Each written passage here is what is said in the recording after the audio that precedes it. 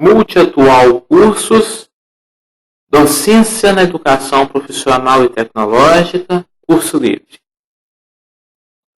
Unidade 3, as teorias de aprendizagem na prática na sala de aula. As teorias de aprendizagem.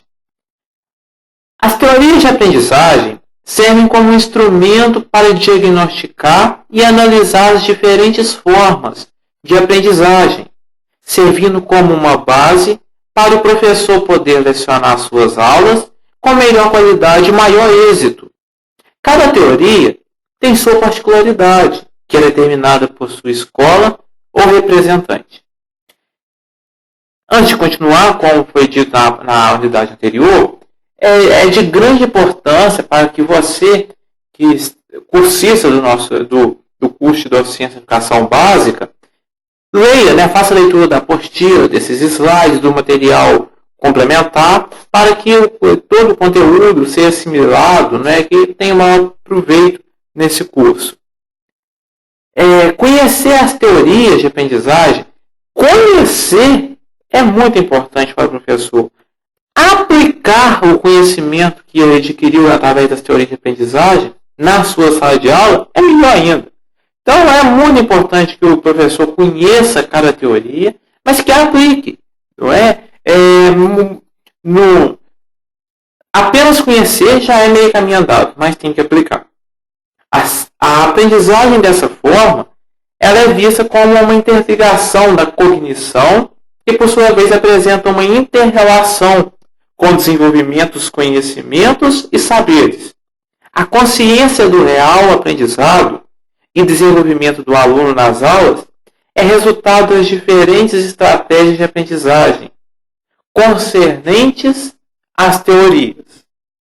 O professor deve buscar conhecimento e capacitação para fazer uso das teorias de aprendizagem. Uma tarefa imprescindível é o docente saber utilizar essas teorias e aplicá-las no âmbito de suas aulas. Além disso, esse professor deve ser um agente mediador e transformador da realidade do aluno. É necessário que os docentes refaçam o planejamento de forma que consigam elaborar atividades condizentes a esses alunos e busquem a evolução de conhecimentos e saberes. Também é imprescindível o uso das teorias de aprendizagem como ferramenta educacional e pedagógica, bem como aplicá-las na sala de aula. É o que foi dito, não adianta apenas o professor conhecer e estudar, mas tem que aplicar na sua sala de aula de acordo com o seu público-alvo, de acordo com a sua própria realidade, com o material que você tem, é a realidade da escola. As teorias de aprendizagem representam importantes pilares e instrumentos para ser utilizados em sala de aula. O professor tem conhecimento da existência dessas teorias ligadas à psicologia na educação, porém não fazem uso ou ainda não sabem como utilizá-las. Esse é o cenário de muitos dos professores. O que esse curso pretende é justamente isso. Fazer com que conheça, que aprende, que estuda, mas buscar também aplicar o que foi aprendido. Em uma sala de aula, é possível encontrar diferentes estilos de alunos, com suas determinadas particularidades de aprendizagem, tendo seus sucessos, fracassos, dúvidas. Então, as teorias de aprendizagem possibilitam planejar, elaborar as aulas de acordo com os representantes e pensadores de cada escola, teoria e a realidade do seu aluno e de sua escola. Um exemplo disso é o próprio esquema de Piaget no processo de ensino e aprendizagem. Os maiores detalhes do esquema de Piaget está na apostila, nos materiais complementares, até mesmo no estudo e na realização das atividades.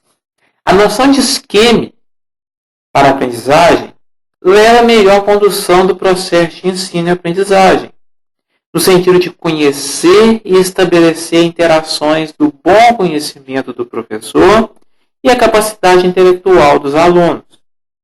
A aprendizagem acontece quando atinge diferentes níveis, que Verneau, 97, a referência aí nas referências bibliográficas da apostila, descreve em 3 fases.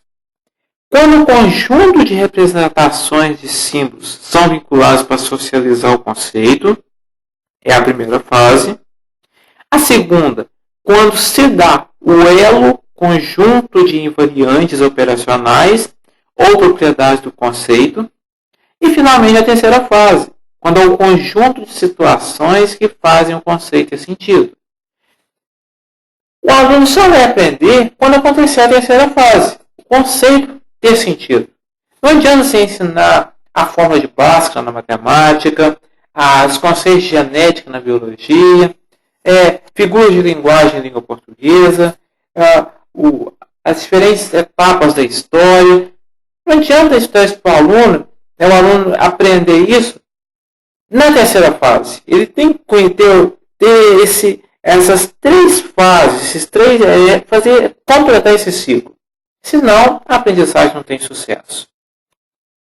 Quando se utiliza como forma de análise, o esquema é possível fazer uma definição de conceito diante da situação ou representação do indivíduo. Tomando essa linha de análise, é possível determinar a aprendizagem obtida quando se compara os conjuntos de invariantes. A aprendizagem, segundo Piaget e Greco, 59 e 74, pode seguir 2 caminhos, da compreensão ou da simples discriminação em que se dirige o conhecimento de caráter empírico. O importante não é aprender, mas sim como se aprende, de maneira que o sujeito possa desenvolver sua aprendizagem em conhecimentos estruturados. Piaget explica isso como conjunto de operações possíveis e virtuais, que possam se atualizar na conduta do sujeito. Atualmente, nas escolas, os alunos podem estar dotados de capacidades cognitivas mais evoluídas, outros menos, que podem ter ligação com a internet, com as redes sociais, ou com maiores dificuldades de aprendizado. Tudo isso ligado até mesmo às tecnologias de informação e comunicação, as TICs. Esse fato vem tornando necessário que os educadores levem em consideração esse novo educando quando estiverem elaborando as estratégias de aprendizagem para conteúdos de suas aulas. O desafio de professor atualmente é criar estratégias educacionais que realmente sejam significativas para os alunos a fim de atrair-lhes a atenção aos estudos. O aluno só vai ter atenção, só vai ter motivação, só vai ter interesse pelo conteúdo, pelo assunto, quando esse desafio do professor de criar estratégias educacionais para superar. O professor tem que buscar capacitação continuada para isso. A escola deve tornar-se um local de cooperação, de abertura de discussão, de diálogo, de interlocução entre as disciplinas, as especialidades, circulação de pessoas e saberes, na qual se valoriza tanto a autonomia quanto a capacidade de troca entre professores e alunos. Os alunos aí devem estar como coautores dos professores. O professor é um mediador. Então, o professor hoje não é mais o dono da verdade, e sim esse agente mediador. Então, ele é o autor do conhecimento, mas os alunos têm que ser os seus coautores. Vale lembrar que isso não significa que o professor será substituído. Isso não.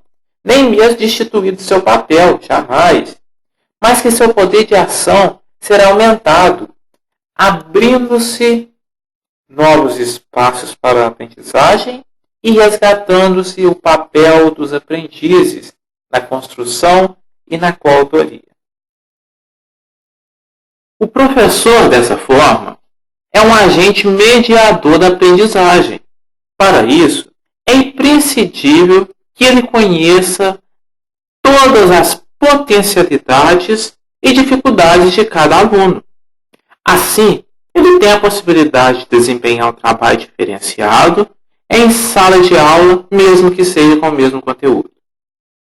Embora em uma mesma sala de aula o tema abordado seja o mesmo, é necessário que as adaptações sejam pontuais, no sentido de levar o aluno com limitações, conhecimento e aprendizagem de direito para a formação acadêmica e cidadã. A educação é um direito de todos.